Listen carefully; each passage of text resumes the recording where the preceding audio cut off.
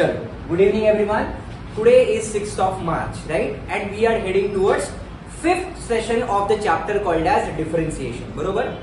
मी जर तुम्ही व्हिडिओचे थंबनेल बघितले असेल ना, सेशन 1, सेशन 2, सेशन 3, सेशन 4 असे थंबनेल दिलेले आहेत, राईट? हे आपलं 5वं सेशन आहे, बरोबर? डिफरन्सिएशनचं. आतापर्यंत आपण बेसिक पासून सुरुवात केली होती आणि आता आपण थोडं प्रो लेवलकडे चाललेलो आहोत, राईट? या पर्टिक्युलर एक्सरसाइज बद्दल बोलतोय मी. डिफरन्सिएशन चॅप्टरचा पहिला एक्सरसाइज, बरोबर? आता आज जे एक्झाम्पल्स घ्यायचे तुम्ही बघा, ते सगळे एक्झाम्पल्स लॉगच्या टाइप मधले एक्झाम्पल्स आहेत. मेजॉरिटी ऑफ द केस मी लॉगच्या टाइप मधले एक्झाम्पल्स घेतलेले, बरोबर? आता हे एक्झाम्पल्स आहेत काय, कसे सॉल्व्ह करायचे, लॉगच्या कुठल्या प्रॉपर्टीज मला माहित असणे एक्सपेक्टेड आहे, आपण आजच्या सेशन मध्ये ते डिस्कस करणार, बरोबर? ठीक आहे. आता क्वेश्चन काय दिला बघा आपल्याला, y is equals to e raise to log of, bracket मध्ये दिले लॉग ऑफ एक्स चा bracket square minus log of x square असं काहीतरी दिलेलं आहे. जर आता मी ऍज अ नॉर्मल पर्सन जर विचार केला तर या केसमध्ये मी कुठला फॉर्म्युला वापरू शकतो, e raise to f of x. ती पूर्ण टर्म माझी एफ ऑफ एक्स होऊन जाईल. म्हणजे काय, e raise to f of x into derivative of f of x. मला हा फॉर्म्युला वापरावा लागेल, बरोबर? पण तसं वापरायची गरज नाहीये. का? कारण इथं ज्यावेळी लॉग पिक्चर मध्ये येतो त्यावेळी लॉगच्या काही प्रॉपर्टीज वापरून या क्वेश्चनला खूप सिम्प्लिफाईड पद्धतीने आपण सॉल्व्ह करू शकतो. म्हणजे कसं बघा, यासाठी आपल्याला एक प्रॉपर्टी माहित असणे एक्सपेक्टेड. आता ती कुठली प्रॉपर्टी बघा, समजा असं असेल e raise to log of, let suppose मी असं घेतलं एक्स स्क्वेअर, बरोबर? आता ज्यावेळी या लॉगच्या बेसला काहीच नाही त्यावेळी या लॉगच्या बेसला नेहमी किती असतं रे, ई, बरोबर? सो मी काय सांगतो लक्ष दे, दिस इज व्हेरी व्हेरी इम्पॉर्टंट, खूप इम्पॉर्टंट कॉन्सेप्ट आहे. काय दिले, सॉरी, ई च्या डोक्यावरती लॉग आहे आणि त्या लॉगच्या पुढे एक्स स्क्वेअर आहे. इथं काही पण नंबर असू द्या, इथं नंबर कुठला जरी असेल, समजा मी इथं कॅपिटल ए घेतला, काही पण असेल, फंक्शन असेल, नंबर असेल, whatever it may be, right? E च्या डोक्यावरती लॉग आहे तर लॉगच्या पुढे एक टर्म आहे, राईट? आता या लॉगच्या बेसला काहीच नसतं, या लॉगच्या बेसला नेहमी काय असतं, ई असतं, बरोबर? मग आता लॉगॅरिथमची प्रॉपर्टी अशी म्हणते की जर ई च्या डोक्यावरती लॉग असेल आणि त्याच्या बेसला समजा ई असेल तर याचा आन्सर नेहमी इथं जी टर्म आहे ना तीच टर्म माझा आन्सर असणार आहे. ही लॉगची प्रॉपर्टी, बरोबर? आता तुम्ही इथे या क्वेश्चनला ऑब्झर्व करा केअरफुली. ई आहे, ई च्या डोक्यावरती लॉग आहे आणि या लॉगच्या बेसला खाली काहीच नाही, म्हणजे लॉगच्या बेसला किती असणार आहे, ई, बरोबर? म्हणजे ही जी पुढची टर्म असणार आहे तीच पुढची टर्म माझा आन्सर असणार आहे. मग या केसमध्ये ती माझी पुढची टर्म कोणती येईल रे?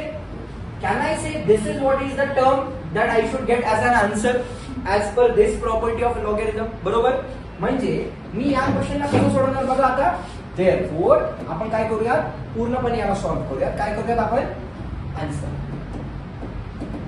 कन्सिडर.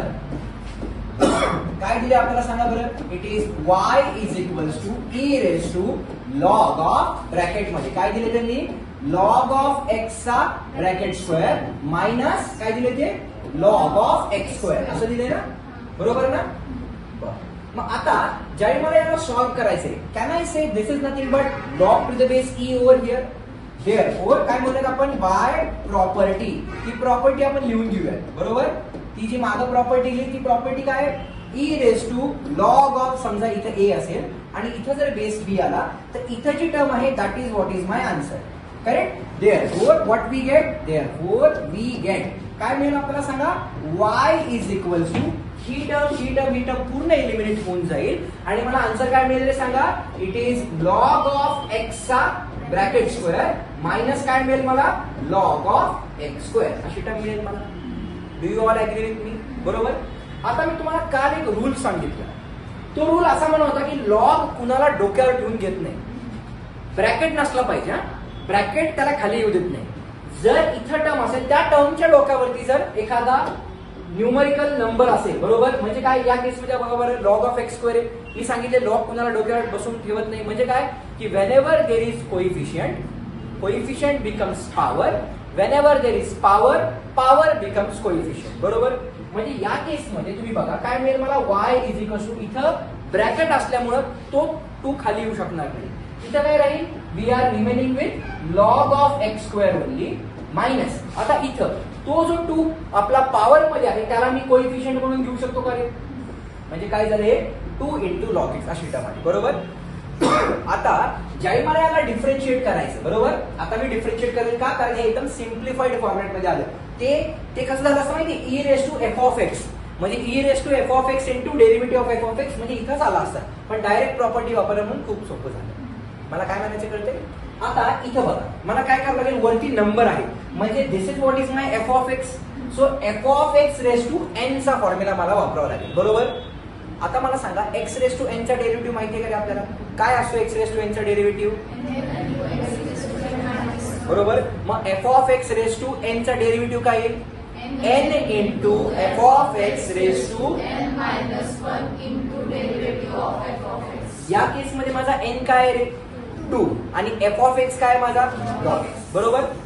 या केस मध्ये हा 2 तर कॉन्स्टंट आहे, बरोबर. डायरेक्ट मी लॉग एक्स चा डेरिव्हेटिव्ह घेऊ शकतो, बरोबर. का, कारण ज्यावेळी नंबर इंटू फंक्शन असतं यू इंटू व्ही वापरायची गरज नाही, नंबरला बाहेर ठेवा, फक्त फंक्शनचा डेरिव्हेटिव्ह घ्या. म्हणजे कसं बघा, now this can be simplified as therefore as काय होतं, y is equals to log of x चा bracket square minus 2 times log x. Therefore काय म्हणूयात आपण, differentiating with respect to x, बरोबर. सो काय मिळेल मला, this can be simplified as dy upon dx is equals to, इथे u minus v rule वापरावा लागेल, बरोबर.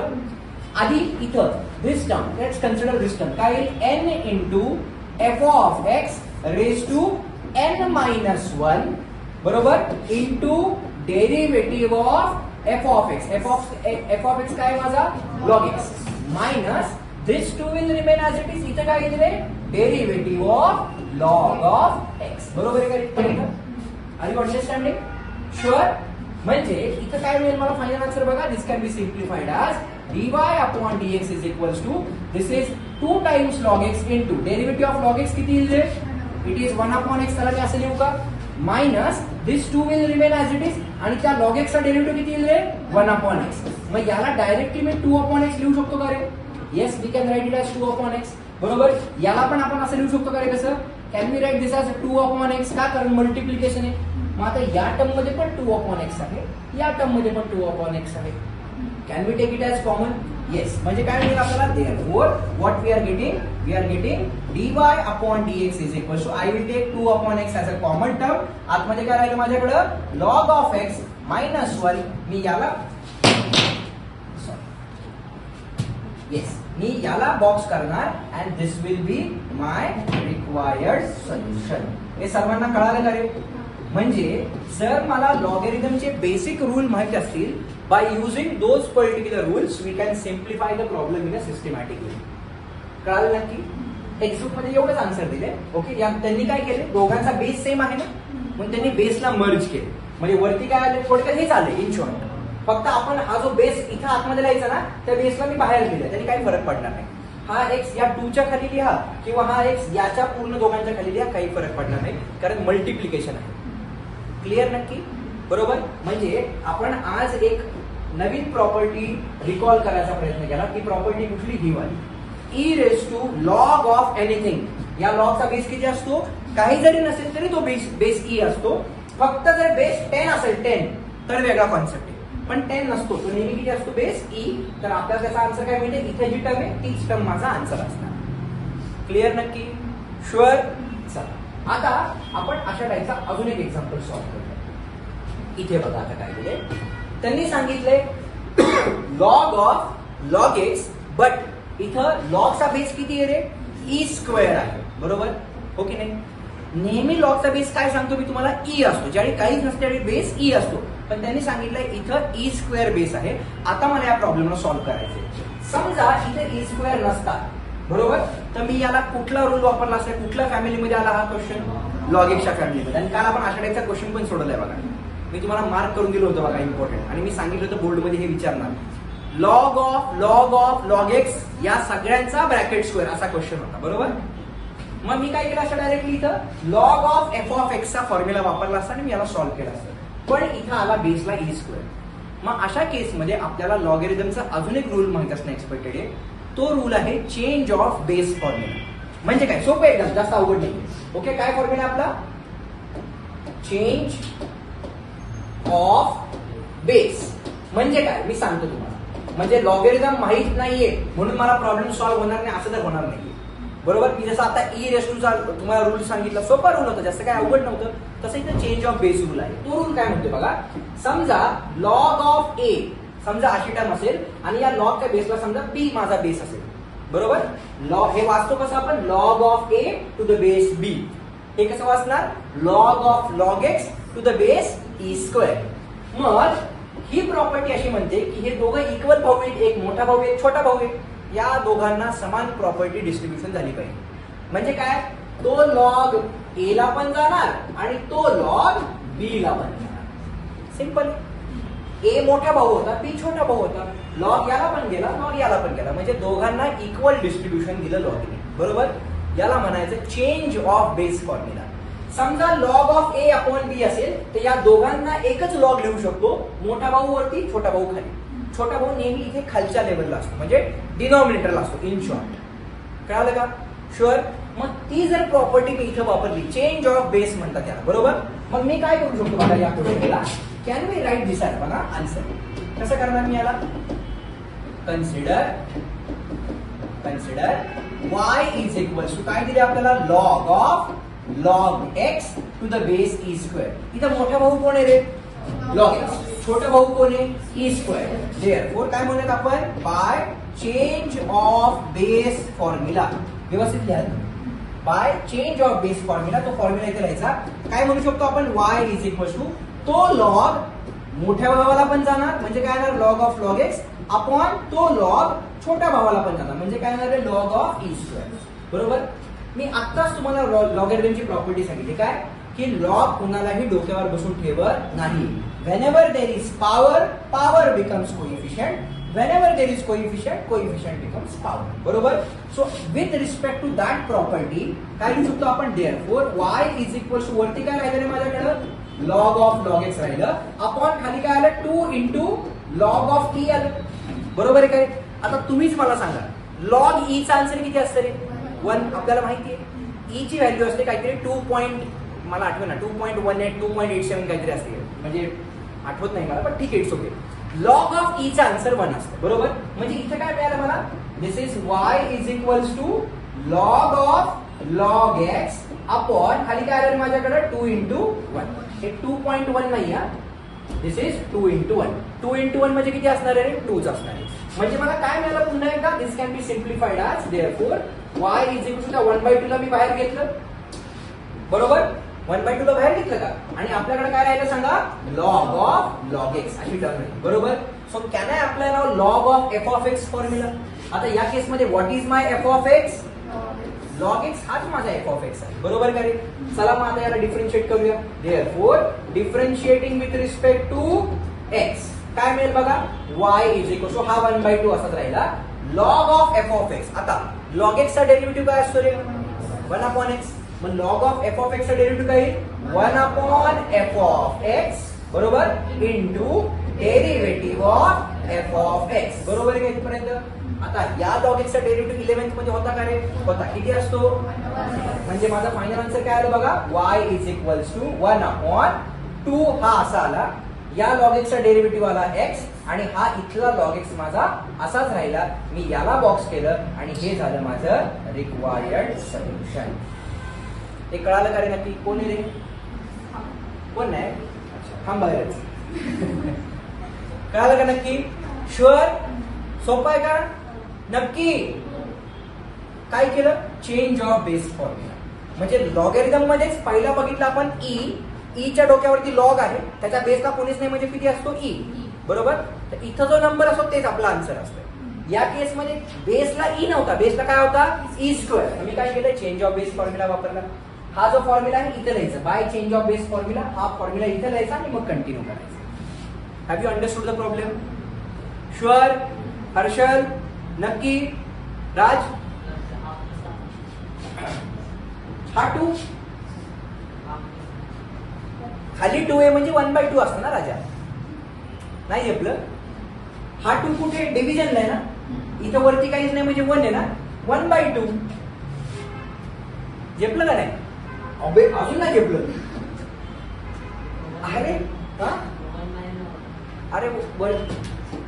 आता नुसता 2 आहे समज, नुसता 2. मी असं म्हणू शकत नाही का तो 2 into 1 आहे का नाही, म्हणू शकतो का नाही. नुसता 3 आहे म्हणजे काय रे, 3 into 1. मग इथं काहीच नाही म्हणजे असा अर्थ नाही ना.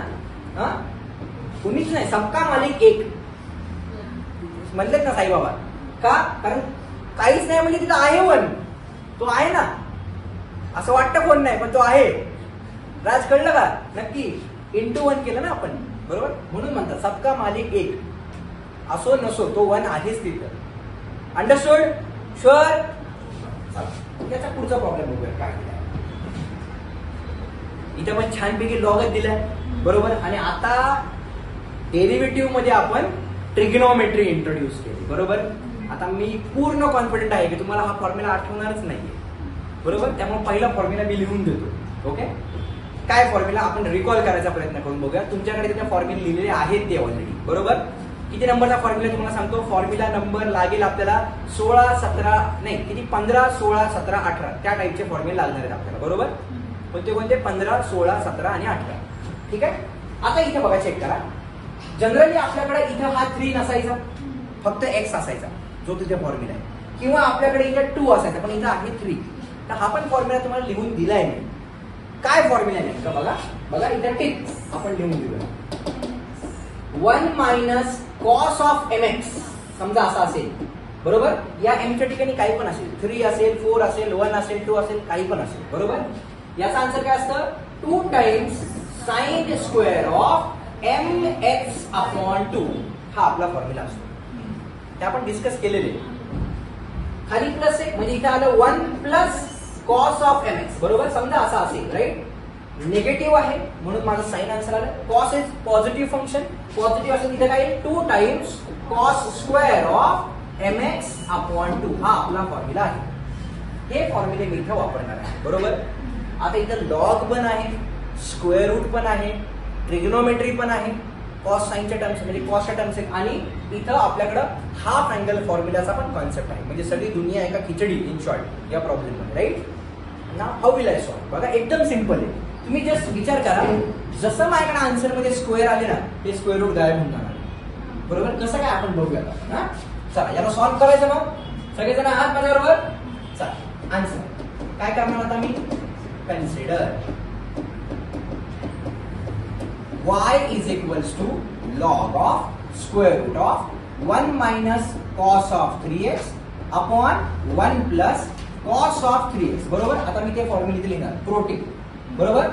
therefore what will I get, y is equals to log. आता या लॉगचा इथे काहीच नाही म्हणजे खाली काय असणार, बेस त्याचा e असणार, लक्षात ठेवायचं. So it is square root of. आता according to that formula what is my value of m here, 3, बरोबर. वरती मायनस आहे म्हणजे वरचा फॉर्म्युला वापरणार. तुम्हाला काय आन्सर सांगावर वरती 2 times sin square of mx upon 2, बरोबर आहे का रे. Are you with me everyone, बरोबर. डिवाइडेड बाय खाली काय मिळालं 2 times cos square of mx upon 2. अरे कळालं का रे नक्की.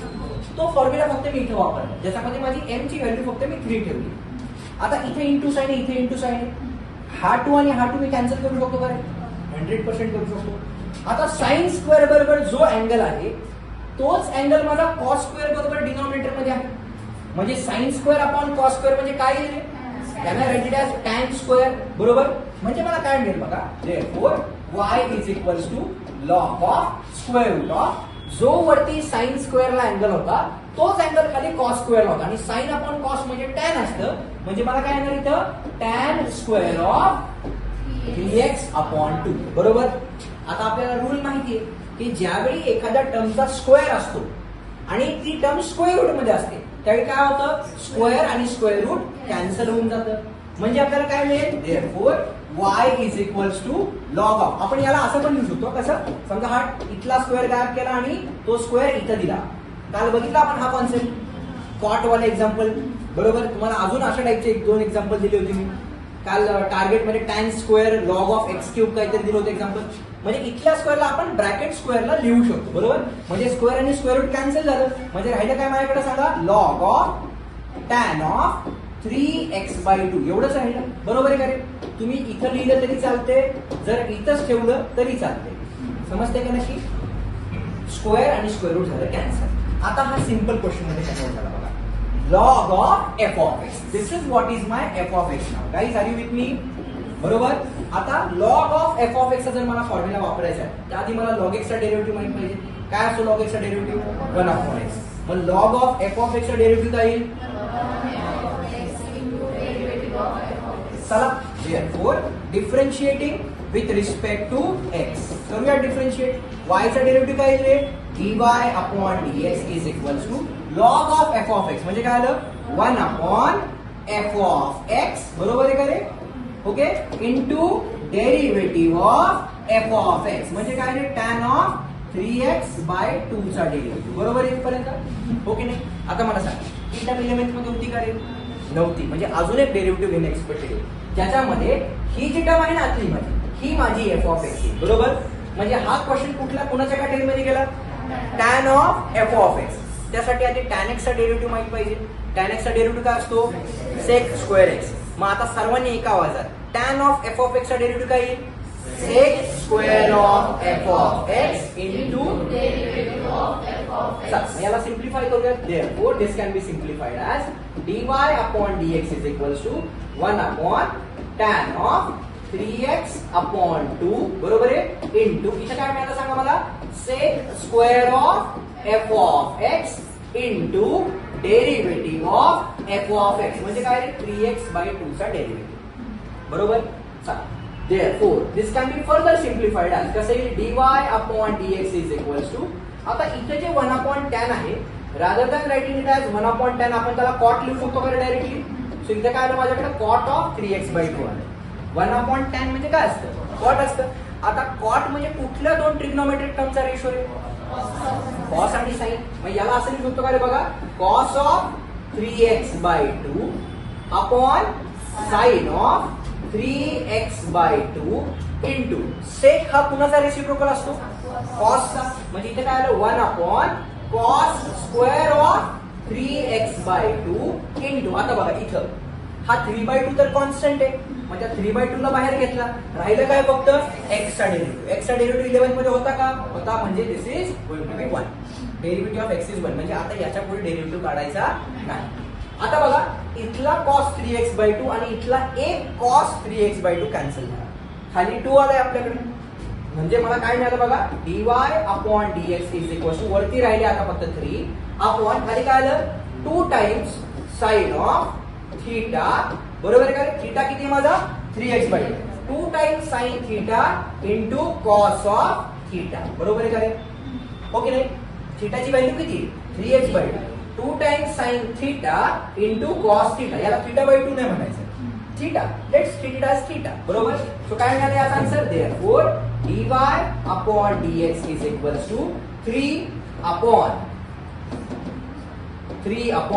पुन्हा सांगते, 2 times sin theta into cos theta. याचा आन्सर असतं sin of 2 थीटा. थीटा किती माझा? 3x by 2. बरोबर आहे का रे? आता हा 2 आतमध्ये गेला, साइन बरोबर आला, म्हणजे अँगल मध्ये कन्वर्ट झाला, जो एक नंबर होता. कारण फॉर्म्युला कसं आहे? म्हणजे हा इथला 2 आणि इथला 2 झाला कॅन्सल. म्हणजे मला फायनली काय मिळालं माहितीये? dy upon dx is equals to 3 times. आता बघा,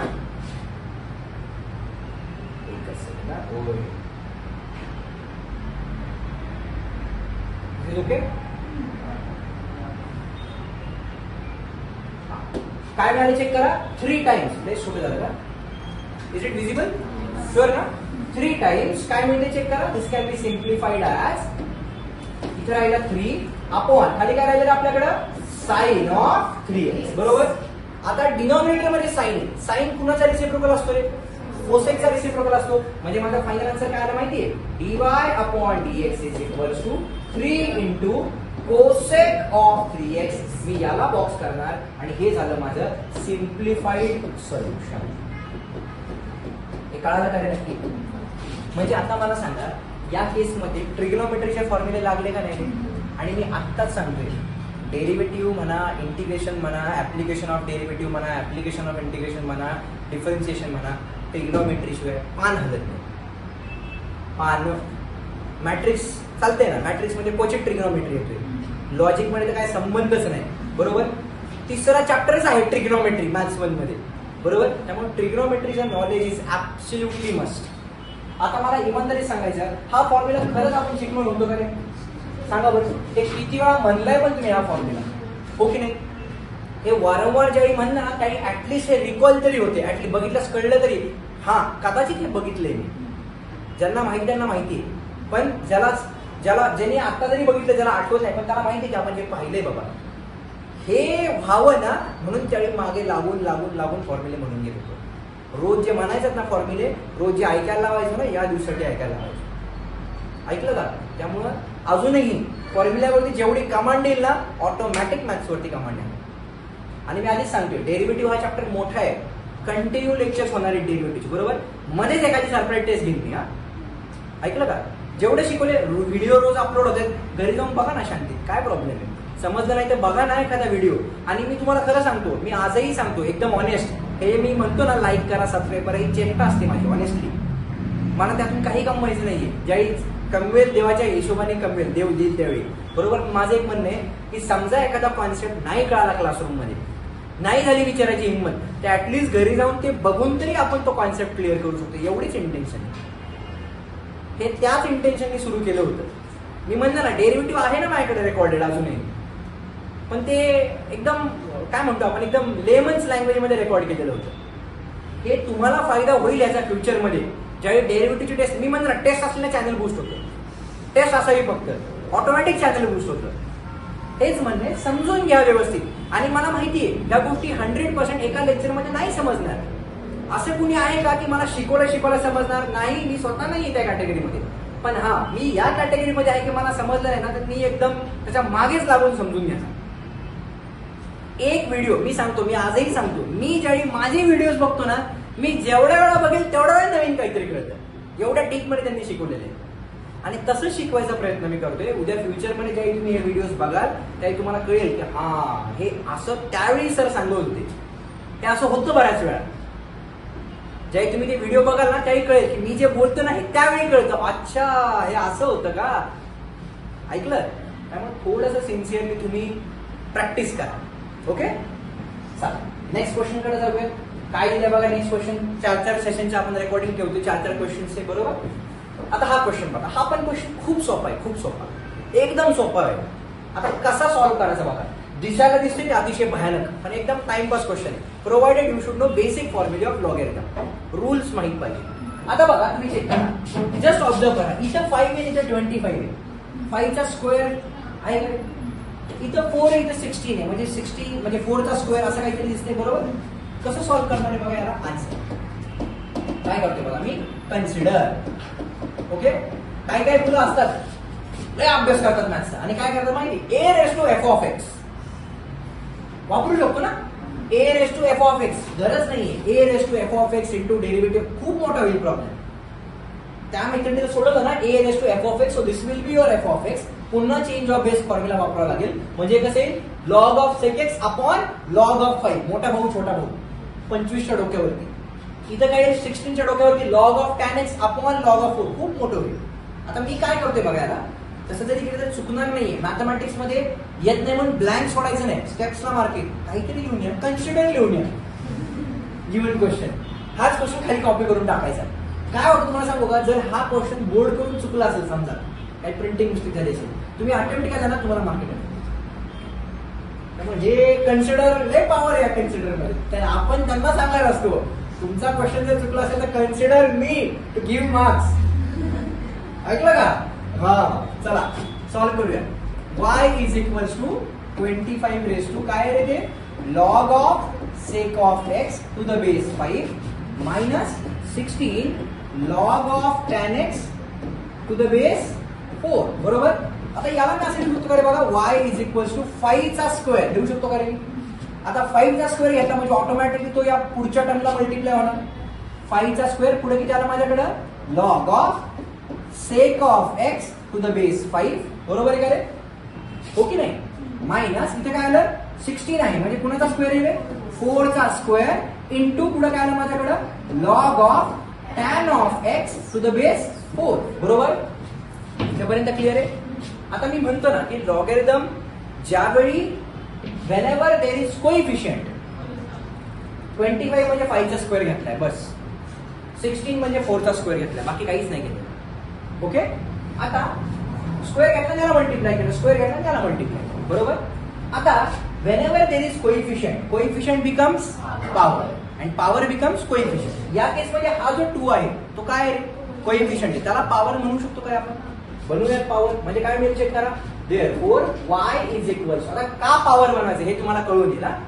का पॉवर बनायचं बघा, 5 raised to, इथं काय आलं आपल्याकडं, log of sec of x चा ब्रॅकेट स्क्वेअर झाला. इथं काय आला रे, बेस 5 ब्रॅकेट स्क्वेअर झाला ना, कारण whenever there is coefficient becomes power. बरोबर. मायनस पुढे काय आलं माझ्याकडं, 4 times log of tan of x, बरोबर आहे का रे, टू द बेस 4, आणि इथे पण काय झाला रे, तो पॉवर मध्ये कन्वर्ट झाला. हा 2 याच्या डोक्यावर जाऊन बसणार, फक्त x च्या डोक्यावर नाही न्यायचा. आता हे कन्फ्युजन नाही करायचा, तिथं ट्रिग्नोमेट्रीची टर्म आहे पूर्ण, बरोबर, म्हणून तो सेकच्या डोक्यावर जाऊन बसला. समजा अल्जेब्रा असता 2x असा, समजा 2x, तर तो 2 त्या 2x च्या डोक्यावर जाऊन बसला असता. फक्त x असता तर x च्या डोक्यावर जाऊन बसला असता. इथं पूर्ण लॉगच्या पुढे कुठली टर्म आहे, सेक x, त्याच्या डोक्यावर तो जाऊन बसणार. समजा असं असतं ना, लॉग ऑफ x आणि इथे 2 असतात, तर मी याला काय केलं असतं, लॉग ऑफ x स्क्वेअर. जी टर्म लॉगच्या पुढे त्याच्या डोक्यावर जाऊन बसणार. इथं लॉगच्या पुढे काय होतं आपल्याकडं, सेक x, त्याच्या डोक्यावर जाऊन बसणार. राईट. ठीक आहे. आता बघा, मी तुम्हाला आत्ताच एक प्रॉपर्टी शिकवली होती बघा, की इथं जी टर्म आहे तीच जर टर्म इथं असेल, फक्त ती टर्म तुम्हाला ईच्या लँग्वेज मध्ये शिकवली होती मी. म्हणजे बघा, इथं एक्झाम्पल आपला आजचं पहिलं एक्झाम्पल हे बघा बरं. आजचं पहिलं एक्झाम्पल काय सांगितलं होतं, इथे ई आहे, लॉग आहे, लॉगच्या बेसला काहीच नाहीये, म्हणजे लॉगच्या बेसला किती असतो, ई. इथं जी टर्म आहे ती जर लॉगच्या बेसला आली तर पुढे जी टर्म आहे तीच तुमचा आन्सर असतं. बरोबर. मग तोच कॉन्सेप्ट मी इथे वापरू शकतो का रे, बघा बरं. इथं या केसमध्ये तो 2 पुढे होता, त्याला आधी डोक्यावर न्यावं लागलं, म्हणून काय झालं, 5 इथं आला, लॉग आहे, लॉगच्या बेसला पुन्हा 5 आहे, म्हणजे y इज इक्वल, मला आन्सर काय मिळेल रे, सेक ऑफ x चा ब्रॅकेट स्क्वेअर, एवढंच आन्सर मिळेल. म्हणजे a raise to f of x वापरायचा प्रश्नच मिळला. मायनस इथं पण बघा, हा 2 मध्ये येत होता, त्या 2 ला आधी गायब केलं. बरोबर. काय केलं, 4 आहे, लॉग आहे, पुन्हा बेस 4 आहे, म्हणजे याचा आन्सर काय आहे सांगा, tan ऑफ x चा ब्रॅकेट स्क्वेअर. बरोबर आहे का, आर यू विथ मी. हा क्वेश्चन इम्पॉर्टंट आहे, हा क्वेश्चन बोर्ड मध्ये विचारला जाणार. याच्या आधीचा पण क्वेश्चन कुठला, लॉग ऑफ स्क्वेअर रूट मध्ये 1 minus cos 3x upon 1 plus cos 3x, तो पण क्वेश्चन बोर्ड मध्ये विचारतात. फक्त फिरवतील काय, वरती प्लस साइन देतील, खाली मायनस साइन देतील. बरोबर. आता याला मी कसं लिहू शकतो, can I write this as y is equal to, आता इथं सेक स्क्वेअर x लिहू शकतो का, मायनस काय लिहू शकतो इथं, tan स्क्वेअर x. आता ट्रिग्नोमेट्रीची आयडेंटिटी, दुसरी आयडेंटिटी, 1 प्लस tan स्क्वेअर म्हणजे काय असतं, सेक स्क्वेअर. बरोबर. मग sec square minus tan square म्हणजे किती आलं रे, y इज इक्वल टू, याचा आन्सर आलं 1. बरोबर. आता कॅन आय डिफरन्शिएट दिस, नाही, 1 ला डिफरन्शिएट नाही करू शकतो, कॉन्स्टंट आहे ना, कॉन्स्टंटचा डेरिव्हेटिव्ह किती असतो, 0. डेरिव्हेटिव्ह तर घेऊ शकतो ना. therefore काय करूया, differentiating with respect to x, म्हणजे मला आन्सर काय मिळालं माहितीये, dy upon dx is equals to 0. म्हणजे याला मी बॉक्स करणार, आणि हे झालं माझं रिक्वायर्ड सोल्युशन. म्हणजे एवढं सगळं सॉल्व्ह केलं, शेवटी काय नक्की शुअर, हे 4 examples, majority of the examples मी मुद्दाम लॉगच्या प्रॉपर्टी मधले घेतले, so that we can deploy same concept of every numerical. कळालं नक्की, शुअर, 100% डन. ओके मॅडम, चला let's proceed towards last question of today's session. काय दिले बघा, आता आपल्याला डिफरन्शिएट करायचं, म्हणजे याचा डेरिव्हेटिव्ह फाइंड आउट करायचा. y is equal to sine of square root of sine of root x, असा क्वेश्चन दिलाय. बरोबर हो की नाही, काय टेन्शन नाही घ्यायचं. Consider this entire term as my f of x. बरोबर. कुणाच्या फॅमिली मधला क्वेश्चन केला हा, sine x, sine f of x. बरोबर. साइन एक्स चा डेरिव्हेटिव्ह काय असतो रे आता, कॉस एक्स. मग sine of f of x चा डेरिव्हेटिव्ह काय बोला, बरोबर. तो फॉर्म्युला मी इथे वापरतो. काय